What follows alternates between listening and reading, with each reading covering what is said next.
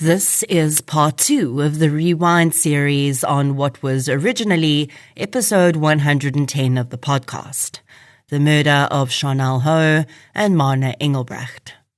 What you're going to hear now is part of the companion podcast series I created for Showmax around the Stella murders. This was first released in March 2023. The Showmax series is still available on the Showmax app for you to watch when you're done here.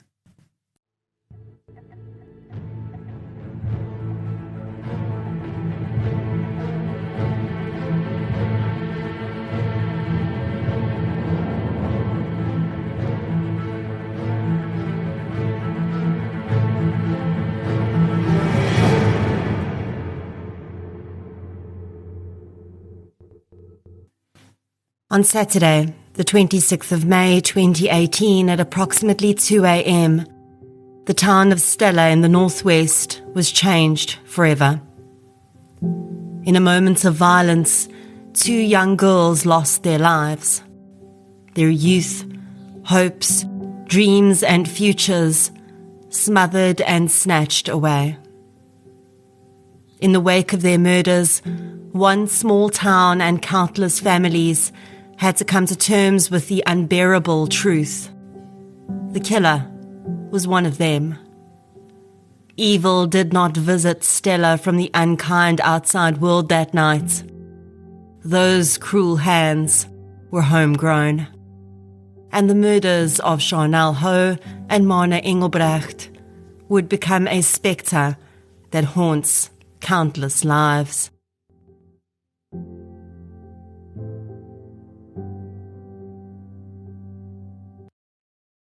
This is a Killer Audio Creations production.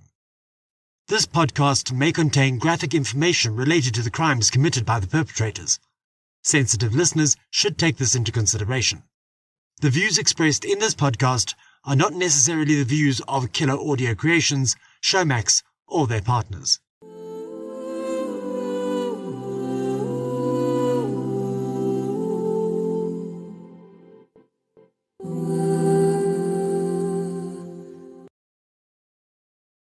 Welcome to the official companion podcast to the Showmax original documentary, Stella Murders. My name is Nicole Engelbrecht. I'm a true crime podcaster and author. You may know me from my podcast True Crime South Africa or the first official companion podcast I did with Showmax for Devil's Dorp.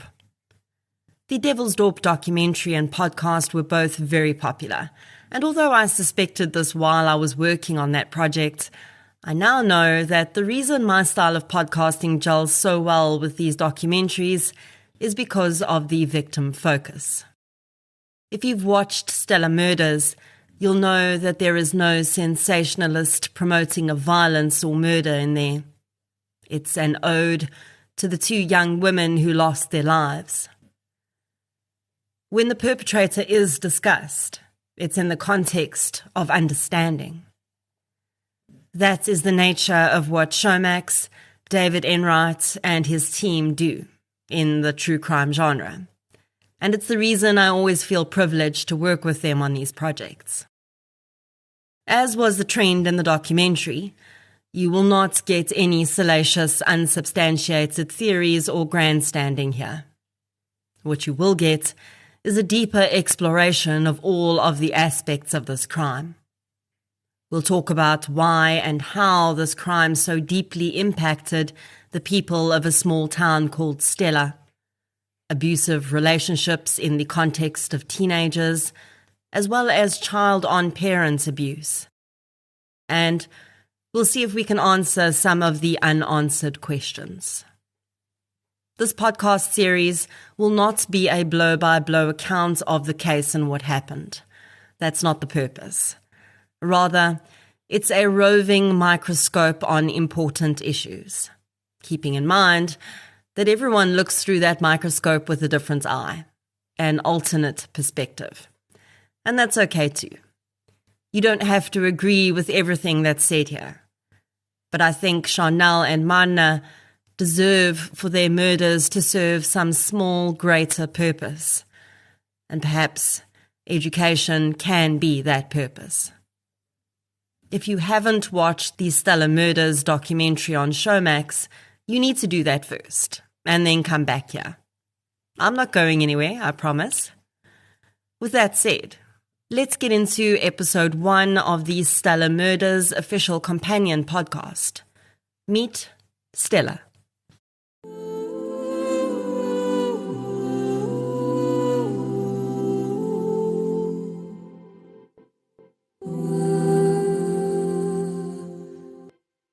You must picture the consternation of our little town, hitherto so tranquil, and now out of the blue shaken to its core, like a quite healthy man who all of a sudden feels his temperature shoot up and the blood seething like wildfire in his veins. Albert Camus. Sê vir my wat's oké. Wat 'n navorsing? Wat 'n navorsing? Die saak is ondersoek deur die polisie. Wie is jy om te kom navorsing doen? Wat is jy? Wie is jy? Navorsing. Ek doen navorsing om seker om te Wat maak as jy 'n speurder? Is jy 'n polisieman? Moenie op my skree nie. Man, ek kan maak wat ek wil. Wie dink jy is jy? jy? Nou gaan man. Julle wash out slegte. In the run-up to this documentary being made, I got a sneak peek of the clip I just played for you. The voice and the face of the man speaking have been altered to protect his identity, but the intense emotion in his voice is what reached out and grabbed me. It's what made me think that I needed to understand why he was so angry. From the documentary, you'll recall the scene. It's an isolated farm road. A female member of the production team is confronted by a man whose voice you can hear. He wants to know why they're there. What business do they have on that road, in that town, in his town? He undoubtedly knows why they're there. And I thought as I watched the scene play out, as the woman tried unsuccessfully to explain herself, that this man is Stella. He's not angry. He's in pain. And I wanted to understand why. Stella is a cattle farming community situated in the northwest province of South Africa, between Mafeking and Vryburg. The large salt pan on the outskirts of town, which at one point was well known for the number of lions it attracted, was once used to extract salt commercially, but it's now just another feature in the odd mix of the town. Electricity was only introduced to Stella in 1973. Its population, as at the 2011 census, was just 890 people, with 63% of those being white and Afrikaans-speaking. The Stella Beersfees is held every year during October. It's an event that brings annual tourism and much-needed money to the town. And it really is an event that the town has been built around. You'll remember from Zander Bylsma's confession tape that he mentions he'd parked near the Beersfees grounds. What makes Stella a little different from other small agricultural towns is that it has both a primary and a high school.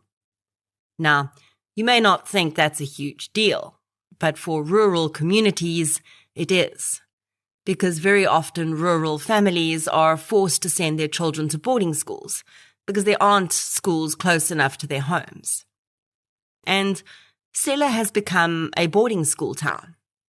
Children from all the surrounding communities come to Stella to attend school and stay in the hostel there.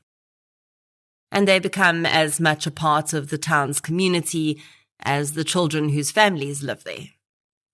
And this, of course, is how the three main people in this tragic tale came to be in one place at one time.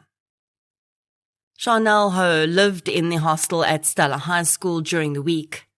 When she wasn't there, she lived at her father's farm in Delareyville, which is a 45-minute drive from Stella, with her father, stepmother and sister.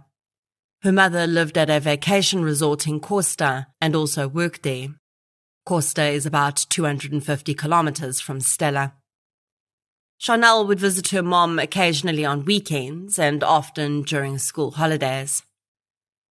Marna Engelbrecht lived in the hostel at Stella High School during the week. Her parents and sister live on a farm called Bad de Stolz in the district of Vryburg. Zander Bijlsma had matriculated in 2017. His parents were also divorced, and he lived with his father and stepmother on the farm that had been passed down from his grandfather, also in the district of Vryburg.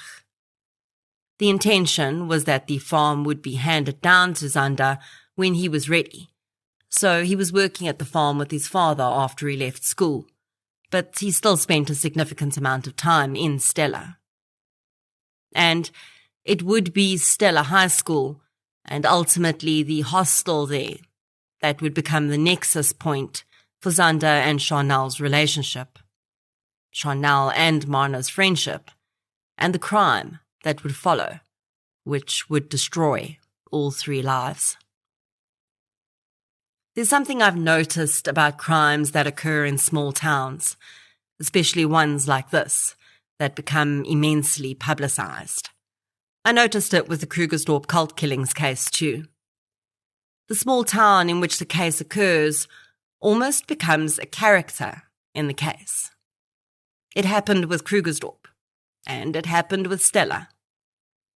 The town might not have been able to testify in court, but everything about the crime is underpinned by the location in which it occurred. And this doesn't happen with crimes that occur in the big cities. Hence the title of this episode, Meet Stella. In the documentary, we hear from several people who've lived in Stella most of their lives, and their passion and love for their community is really clear. And to be fair, it's not the physical location itself that plays a role in this crime. It's the combination of the location, the history, and the people. And exactly the same was true for Krugersdorp.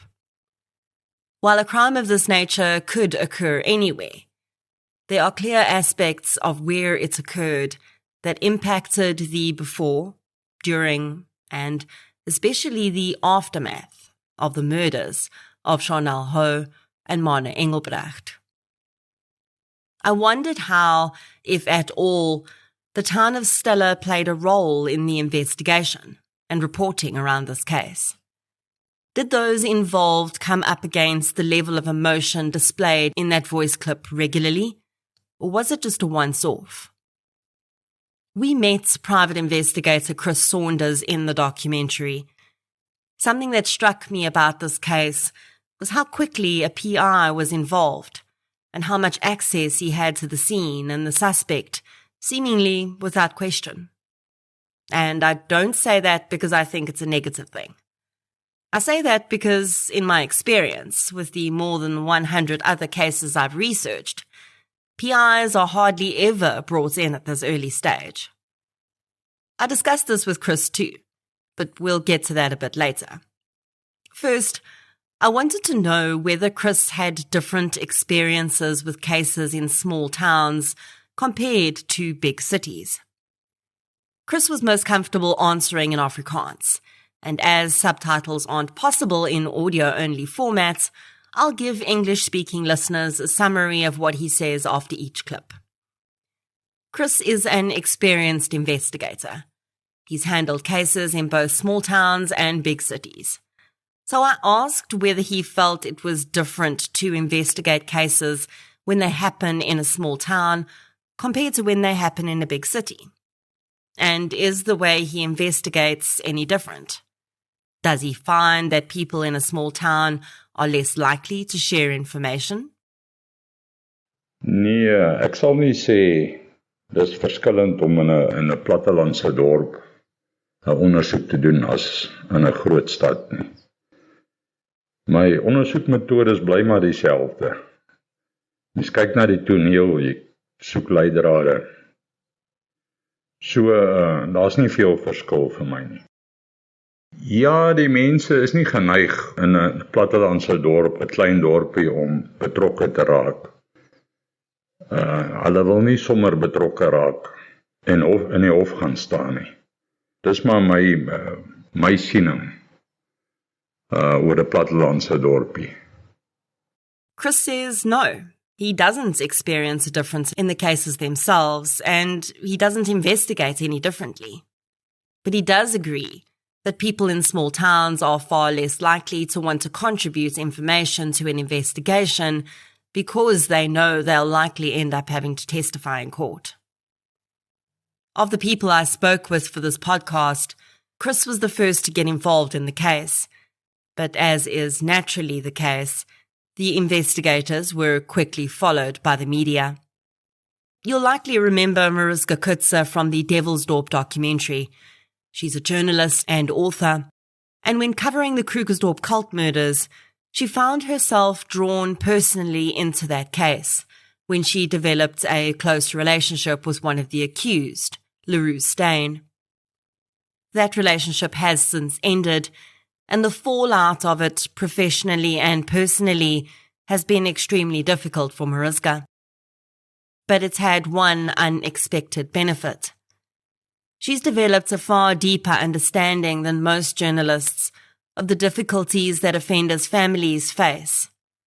And as a result, she's often able to get closer to them than most of her colleagues. This was the case in the Stella murders too.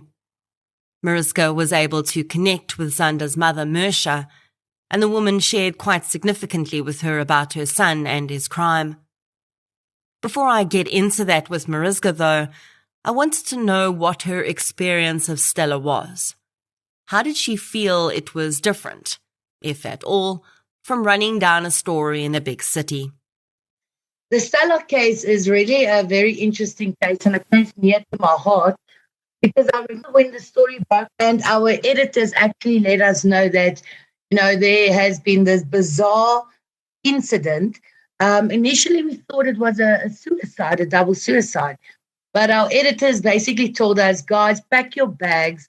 You're going to Stella. You need to go find out, what happened there. If I think about Stella, there's one word that comes to mind, and it's an Afrikaans word, and the word is hartverskeurend. I don't know. That's how I would describe the story from the beginning to the end. But I got involved while working at Huisgenoot. Myself and two colleagues went down to Stella the following day. And we basically lived there for a week trying to uncover, this tragedy that happened in the small town. When we initially got to Stella, and we actually lived on Vryburg, so that's the town, just next to Stella. But most of the children that went to the school in Stella, their parents lived in Vryburg and the surrounding areas. So that was like a big town, close to where the incident happened. And like I said before, when we initially jumped onto the story, we had no idea what, was waiting for us. And we rushed through to Stella the next day. And that's where we started digging in. Just to give you an idea, we live and work in Pretoria, Gauteng, Johannesburg.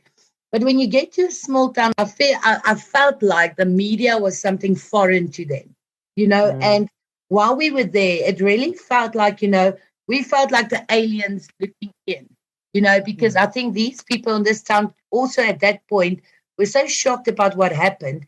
They were very resistant. They didn't speak easily. No comment. We're not talking to the media, that type of thing. But what was very interesting is, and, till today, we made a lot of friends in that town, We started speaking to the residents. We went to a local pub where we met farmers. So it was a very, very interesting story because the information wasn't that forthcoming. It wasn't everyone else. Nobody knew what happened. So we dealt with these small town people going through a major shock. And now you've got national media, in their hometown, busy trying to upturn every single stone to get to a story. I think Mariska points out the biggest difference that Stella presented in her reporting right in that sentence. It's quite rare that a journalist would need to spend as much time as she did covering a single story in situ. She had to immerse herself in Stella, introduce herself to it, to get the full story. She wasn't just walking into a story and getting to know the people. Stella had to trust her first. Journalists are used to not being welcome in many of the places they go to. I asked Mariska if she felt that had been more so in Stella than other places she'd worked in.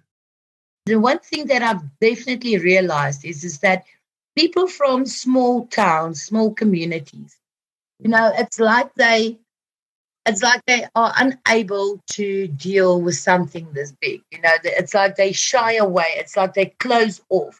It's like, I typically, want to reference, let's say, if you think about an Afrikaner man, that whole feeling of you're not allowed to cry. That is, kind of the feeling I got, about this. And, it wasn't like a normal story where everyone was skinnering or talking about, what happened.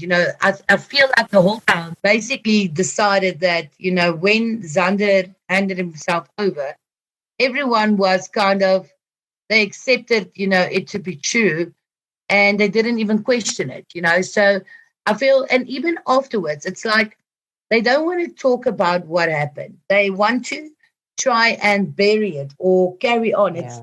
They are definitely closed off. I think Mariska goes on to hit the nail on the head to a certain extent in what she says next. And while we were there, we not only, kind of covered the human interest, the people, how it affected them, but we attended the first court appearance of the suspect or the convicted killer in this case now, Zander Bylsma. But we also covered the funeral. It was really, really a big funeral. We were driving out of respect. I didn't go into the funeral, or into the proceedings. But there's something that I'll never forget is the balloons they let go. That's something that kind of always stuck with me is, all these people coming together, your farming communities, very Afrikaans, their feelings. I think sometimes, Afrikaans people, and especially like coming from small towns, they have such raw ways of expressing their shock and their emotion. I think that in South Africa, the cultural makeup of a small town has a huge impact on the way that small town presents as a character in a case like this. As I mentioned before, Stella has more than 60% white Afrikaans-speaking residents. These are not highly emotionally expressive people.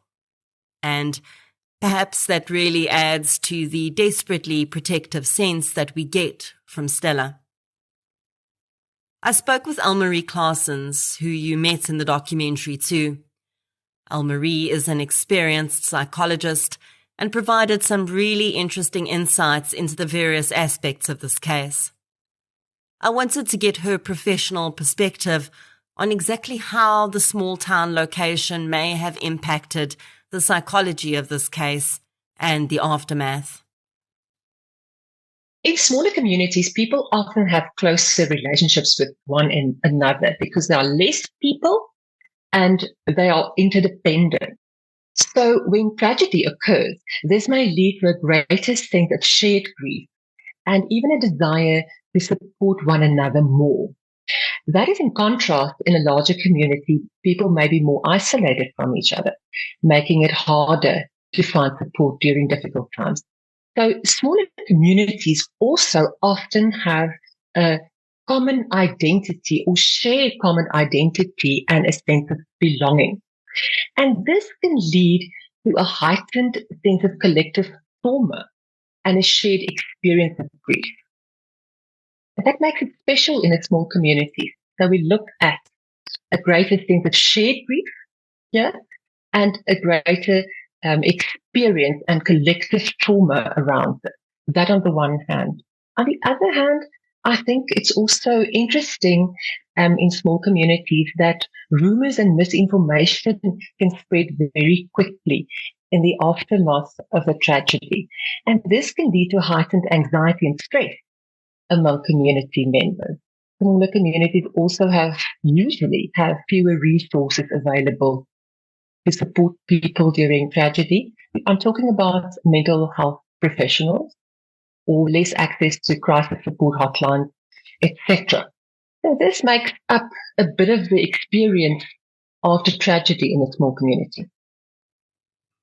The level of emotion we heard in the audio clip I played in the beginning of this episode is pretty intense. And it seems almost personal. Not personal in the sense that the crew are being targeted, but personal from the man experiencing the anger. It's almost as though he's been personally wronged by their presence in the town. I wondered, when people live in a small town, how deeply does that become ingrained as part of their own identity? Could protecting that town's integrity and reputation become almost synonymous with protecting their own? When people live in a small town or a small community, their sense of identity and connection to that community can become deeply ingrained. And we can even see that as a shared identity. Not only individual identity, a shared identity. So this can be especially true for individuals who have grown up in a town and have strong family ties in the community. So in many cases, protecting the town's integrity and reputation can almost become synonymous with protecting their own identity and sense of belonging.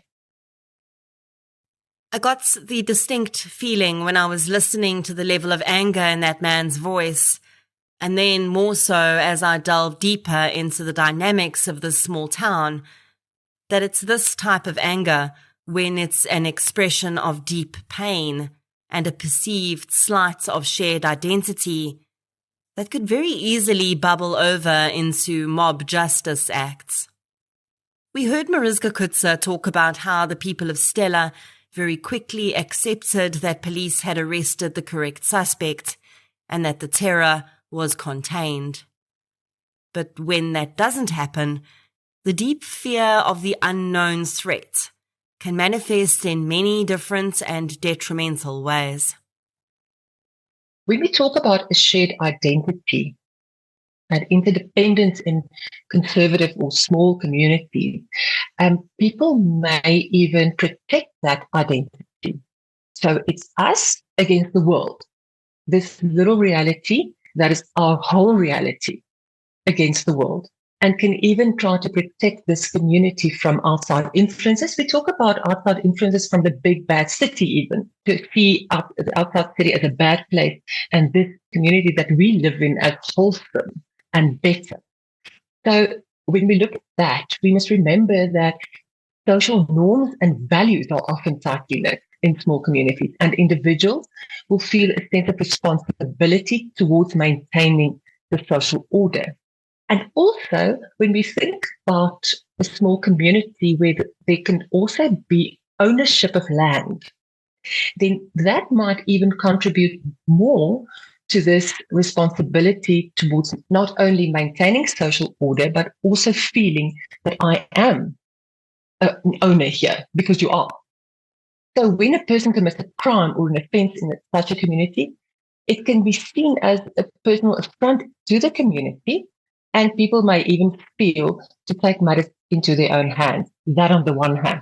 On the other hand, it can also pull them together to keep other people, the others, out of this community and protect themselves against that. This idea of physical land ownership contributing to the sense of shared identity is an interesting one. And I wonder if the fact that Stella is a farming community where people do own land there and perhaps have for generations intensifies this sense of protecting the bubble from the outside world. But the truth was, the threats in this case did not come from the outside. As is almost always the case, the perpetrator was known to the victims. He was also well known to the community of Stella. He'd attended their high school. His family owned land in the district. He was not an outsider. He was one of them. And perhaps that only increased the level of emotion. There was no outlet, no external factor to blame, No big bad wolf from the big city to pin the crime on.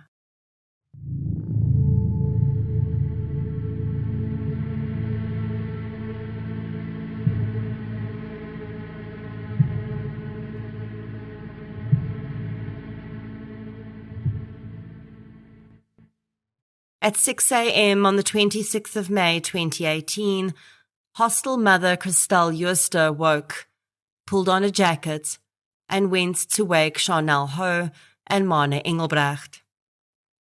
The girls had stayed over the night before in an empty dormitory. They were to board the bus with the rugby team the next day to travel to Costa to visit Sharnelle's mother. The girls needed to be ready by 6:30 a.m., so as Christelle padded through the halls of Stella High School, she briefly hoped the girls wouldn't give her too much trouble in getting up that morning. She'd need to climb one set of stairs to their room, but she would never set foot on those stairs, because before she could, a scene of horror would fill her view. Christelle discovered the body of Sharnelle Hough hanging from the stair railing. For a moment, she stood in shock, her body lame. Then she ran to raise the alarm. It would only be later that she'd realize she'd walked straight past the body of Marna Engelbrecht, who lay in the bathroom. In the hours that followed, wails of pain and horror echoed through the empty hallways of the hostel. As I heard descriptions of what had happened after the discovery of the two victims, who had been given access to the scene, and how things had played out, one thing stood out to me. Things happened differently in Stella. The parents of the girls were on the scene very soon, but not before the police. Captain Wynand Human had been a police officer for 28 years when he walked onto the scene that day. Although his first thought was a possible suicide, he knew well enough that any unnatural death investigation required that the evidence be protected. It's for this reason that Sharnelle Hough was not cut down by police officers or even the paramedics when they arrived to officially declare the two girls dead. Sharnelle's uncle, Louis, was the first of her family members on the scene that day, closely followed by her father, Ronnie. The men were horrified to see Sharnelle still hanging and immediately set about cutting her down. This in itself would be decried by the public later. People could not understand why these two men were allowed to touch Sharnelle's body, but I think we need to remember a few things here. We now know that this was not a suicide, but that wasn't known then. And it's really not uncommon at all for family members to cut down the bodies of their loved ones who've suicided by hanging. It's a horrific scene that no one wants to see. The other thing we need to remember is that at this point, there were one, maybe two police officers on site. And Ronnie and Louis were strapping men who were filled to the brim with the worst of emotions. And it wouldn't just be the scene around Sharnelle that was handled differently than we'd like to have seen. Marna Engelbrecht's mother and sister would also be on the scene soon after. They too would see Marna in situ, hunched over in the bathroom where she died. Although we did see a conviction in this case, the ongoing rumours and Zander Belsma's own claims of innocence have done nothing to help the victims here. And that is one of the reasons I wanted to better understand why there was so much access to the scene that day. I asked private investigator Chris Saunders for his opinion on this. Ja, die toegang wat op die toneel, weet ek dat die ouers was op die toneel. Ja, hulle het hulle kinders gesien. Wie gaan 'n ouer buite hou as jou kind binnekant dood is? Natuurlik sal die ouers hulle kinders wil sien. Hulle was wel op die toneel, maar nie wat ek weet enige kennis wat ek dra van die publiek wat op die toneel gekom en gegaan het. Glad nie. Chris says there that essentially he'd like to see anyone keep a parent off the scene when they've just been told their child is lying dead inside the building. And I guess that's fair enough. Chris also says that to his knowledge, no member of the public was allowed onto the scene. For me, it's Chris's presence itself that, as I said earlier, also made this case different from others I've looked at. After the police and Sharnelle and Marna's family members, Chris Saunders was one of the first people on the scene. As I mentioned before, this is unusual. More often than not, private investigators are called in long after the case has been initially investigated at least once. Either the family has lost trust in the police, or the police have admitted they have no further leads. But not in this case. Here, Saunders was on the scene immediately. And not just that, he was given access to the crime scene and seemingly quickly welcomed into the investigation by the SAPS officers involved. I asked him about this. Why does he think he was called in so early? And was the engagement he had with police standard for his investigations? Ja, ek is gekontak deur 'n persoon dat daar 'n voorval was by die Stella koshuis. Nee, dit is nie snaaks. Gewoonlik kry ek maar 'n saak wat koud is. Ja. Maar vir ons, hoe vinniger ons op die toneel kan kom, hoe beter vir ons. Ja, ek is ingeroep redelik vinnig. Dit gebeur nie aldag nie. So Chris agrees that it was out of the ordinary that he would be called into a scene so early. But he also says it's better for his investigation, which makes complete sense. Ek is gekontak deur iemand op die beheerliggaam wat by Stella by die skool is. Ek is nie deur die ouers gekontak self nie. Die ouers het ek glad nie geken nie. Ek het nie geweet wie die ouers was tot ek op die toneel gekom het nie. Nee, en omdat hulle my ingekry het, sal ek nie dink dit is omdat die polisie nie hulle werk kan doen in Stella nie. Ek glo nie dit was die rede nie. Die persoon het my tevore al gebruik met 'n ondersoek. So ek glo hy het sy rede gehad hoekom hy my ingeroep het. Wat dit presies is, sal ek nie vir jou kan sê nie. Now that is pretty interesting. The overwhelming suggestion has always been that one of the family members had hired Chris Saunders. But this is not the case. Chris says he was called in and hired by a member of Stella High School's management body. And that actually makes a lot of sense. I can understand why the school would want their own parallel investigation. They were tasked with the protection of Sharnelle and Marna while the girls were in their care. They had to have known that questions would be asked and that they would need to preempt any civil claims by the parents.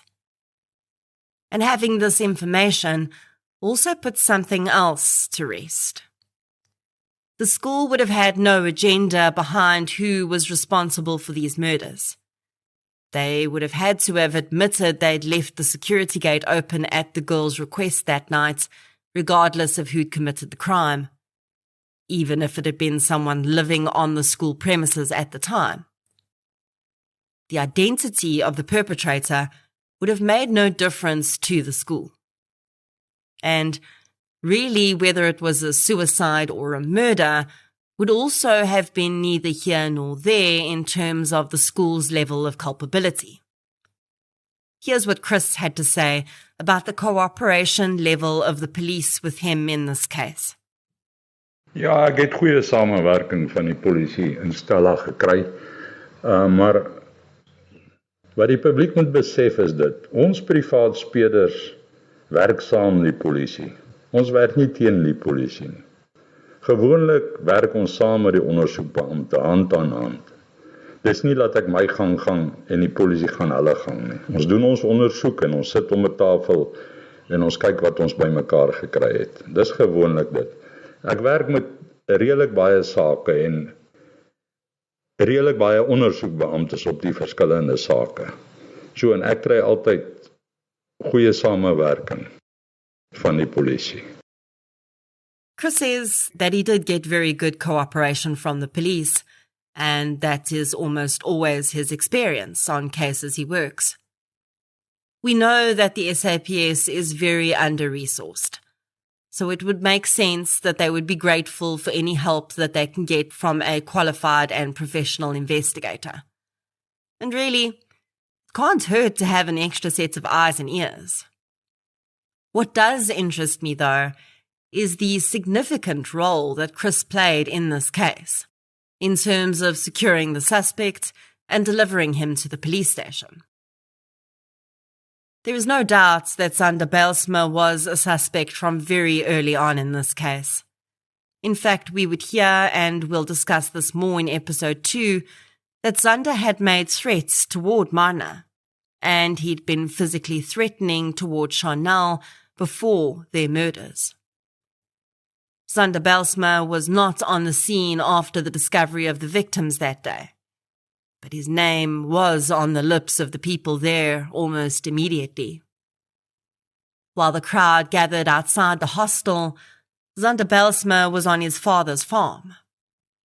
Zander claims that the first he heard about Sharnelle's death was around 7 a.m. that morning, when Sharnelle's cousin had phoned to tell him. I asked Chris Saunders when he first heard the name Zander Bijlsma. Met my aankoms op die toneel en ek die toneel besoek het. En ek en die ouers by mekaar was, saam met die persoon wat my geskakel het, van die beheerliggaam. Is daar genoem deur een van die ouers, dat Zander Bijlsma die vorige nag of die oggend geskakel het en hy gesê het, hy is op pad koshuis toe. Dit het gemaak, dat hy my eerste verdagte is. Omrede sy naam pertinent genoem is, en omrede daar uitdruklik gesê is, deur 'n getuie ook, dat hy op pad is koshuis toe, om te kom moeilikheid maak. Dit was my rede, hoekom ek eerste na Zander Bijlsma toe is. Chris says that after he arrived at the scene, he was standing outside with Sharnelle and Marna's parents when he first heard the name Zander Bijlsma. This information would likely have come from Hough, Sharnelle's father. When Sharnelle's boyfriend at the time, a young man named Brandon, had found out about Sharnelle and Marna's death, he'd immediately phoned Ronnie and told him that he'd been with Sharnelle the night before, and Zander had phoned to say that he was coming through to the hostel. We don't really know where Chris's inference that Zander had gone there to make trouble comes from. In Brandon's statements, he told police that Zander had insisted, despite Sharnelle's protests, that he wanted to drop off some clothing of hers that he still had. He said Sharnelle had been unhappy that he was coming there, and it's likely that this is where the inference about making trouble came from. At this point, Chris would go out to Zander's father's home. He wanted to speak with Zander himself, but this was also suggested as a precaution, because just minutes before, Stefans Engelbrecht, Marna's father, had sped off in his bakkie, headed to the Bijlsma farm. Although there are numerous accounts of Zander's name being mentioned almost immediately in connection with the girls' deaths, Chris wants to make it clear that at that point, the young man was just a suspect. In die begin, toe Zander se naam ook aan my genoem is en gesê is, was dit nie te sê hy is klaar skuldig nie. Zander was nog steeds onskuldig. So, ek kon nie sê dit was Zander nie, voor ek nie met Zander gepraat het nie. En Zander het in soveel woorde erken self, dat hy die moorde gepleeg het. Maar ek het glad nie in my ondersoek gedink, na ek met Zander gesels het, dat daar iemand anders is nie. Chris Saunders used a voice recorder to record every minute of his conversation, from the moment he arrived on the farm to the moment he dropped Zander off at the police station for questioning. The contents of that conversation especially during the drive to Stella, would become the source of both confirmation for those who believed in Zander's guilt and also fodder for Zander's own claims of innocence. We heard snippets of this recording during the documentary. Most importantly, we heard what sounded very much like a confession to murder from Zander. While the contents of the confession itself were not used as evidence in court, it was used to rebut one claim. Zander would go on to retract the eventual full confession he'd made to a magistrate and claim that he had only known certain things, which seemed to be guilty knowledge, because Chris Saunders had fed him that information. The recording of that drive was therefore entered into evidence to refute that claim. For those who continue to believe in Zander Bylsma's innocence, this recorded confession became a source of complaint. Zander had taken several antidepressant tablets before Saunders had arrived at his home that day. One source describes the quantity as being a handful, but we don't know for sure how many he took. Zander does sound sleepy in the tape, but some would say that the intoxication combined with the method of interviewing that Saunders was using and Zander's youth was the perfect breeding ground for a false confession. Saunders appeared, whether knowingly or not, to be using elements of what is called the Reid interviewing technique. This is a 3-step process involving fact analysis, followed by the behavior analysis interview, which is a non-accusatory interview designed to develop investigative and behavioral information, followed, when appropriate, by the Reid 9 steps of interrogation. And it is these interrogation steps that seem woven into Saunders' conversation with Zander. There's absolutely nothing legally wrong with what he says, but this technique is thought to elicit a large number of false confessions from young offenders, as well as mentally challenged offenders. At 19, Zander may be considered young. Zander starts out by denying that he had anything to do with the crime. He says he wasn't even there. Then, little by little, as Saunders presents the facts, he acknowledges first that he was there, then that he was inside the building, and eventually he describes how he murdered both Marna and Sharnelle.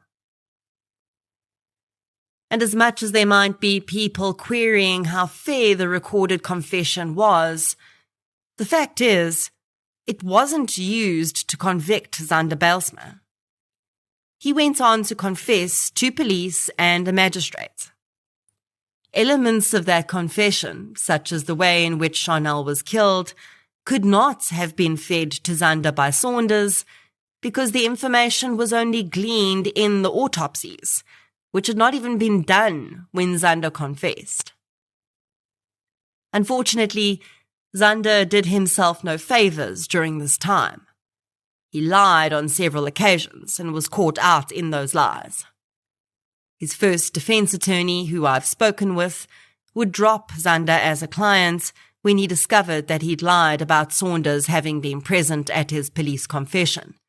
This was not true.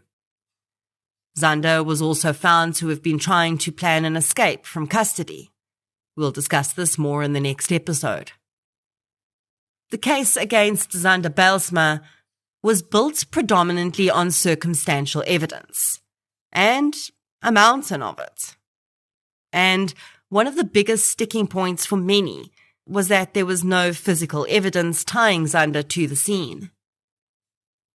Many wonder how it is possible for someone to commit 2 close contact murders and not leave a single shred of DNA behind. There's an argument that's often attributed to scientist Carl Sagan, which says an absence of evidence is not necessarily evidence of absence. In other words, just because you can't prove something or someone was somewhere doesn't mean they weren't there. Offenders are convicted on the basis of circumstantial evidence all the time. In fact, a mountain of circumstantial evidence is more credible than a DNA match, because DNA can be transferred in many different ways, and not all of them relate to criminal activity. If DNA from Zander had been found on Sharnelle or Marna's clothing or persons, for instance, and there was no other circumstantial evidence pointing to his guilt, it would have been unfair to convict him, because that DNA could have been transferred to them at any point. I do think that Zander may have done it. And it's the reason why I say so is because logically it makes sense. And then also that if he did not do it, then he would have tried harder to try and get his story out to say that he's innocent. But there is a side of me that wants to believe that he didn't do it. And I think therein lies a universal truth. No one really wants to believe that Zander Bijlsma could do what Zander Bijlsma did. No one wants to believe that they could send their daughters to school, to a place where they should have been safe, and have them face a horrific death. And most of all, no one wants to believe that those we put our trust in, those who say they love us, could possibly be the most dangerous people of all.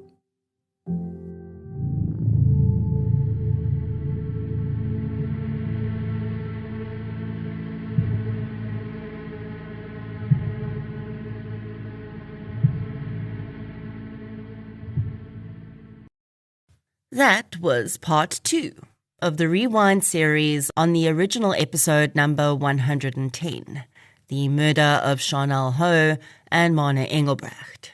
The third and final part is available to listen to right now.